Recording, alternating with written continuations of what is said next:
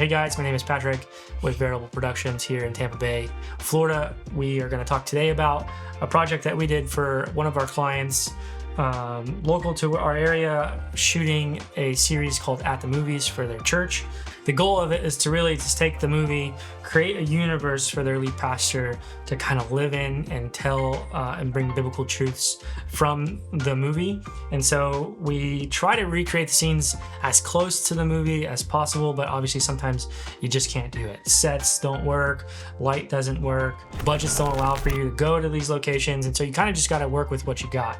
And so for today, we're going to talk about recreating scenes from Field of Dreams. This shoot was pretty hard because we had to work around the sun. We had limited time with our talent on set just because Florida heat will ruin any outfit that you put on. And so we wanted to make sure that we capitalized on the amount of time we had on set with him. And so we're going to break down this one shot here where our talent is standing in the baseball field. We shot this right at sunset. This project we shot on the Pixis 6K on a Dana Dolly on an O'Connor head, so we did have some money. The lenses were the DZO Vespid primes, and we, on this specific shot, we were on the 75mm. And how we lit it is we took a 1200D with some CTO, and we shot it through a quarter grid 8x.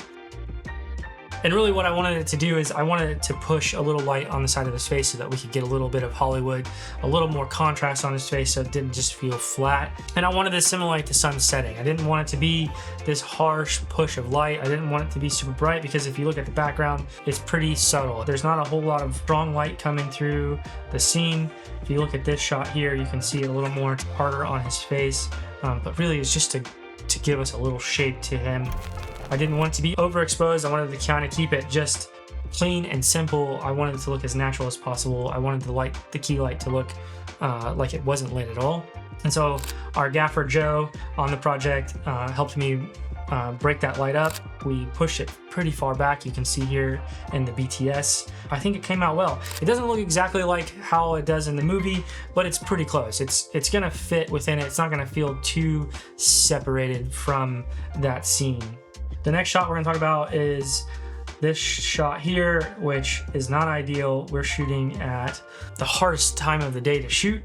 On this one, we used the 12x Ultra Bounce to kind of push light back onto the talent. Now, specifically, this talent struggles with a high key source. He tends to squint, and so we had to back it up pretty far away, and just to keep the levels where they are. And again, we wanted to keep the light soft. It's obviously getting a really harsh backlight with where we are on the field. And so that return is nice and soft from that Ultra. And then we also took a negative 8x and pushed it in pretty close to give us a little more shape on the side of his face. The last thing we're gonna talk about is this nighttime exterior. It's a wide. Again, this one is more inspired by what Deakins would do, Roger Deakins, how he would build a light source that kind of wraps around the subject. So I started with a 1200D bouncing into a 12x Ultra Bounce, and that's pushing. And then I took a 600D and put it into an Ultra Flop just off camera here, just to kind of give us a little more wrap on Pastor Randy. In the tight, you can see it a little more. It's still pretty soft. That was the goal with these frames, was to keep the light as soft and natural as possible. All right, that's the breakdown of our At the Movies shoot for this year. If there's anything specific that you want to learn or know about, whether it's with the FX6, the Pixis, the Osmo, or anything in these scenes that you want us to break down, let us know in the comments. We'll add it to our future videos. Thanks for tuning in. We'll see you next time.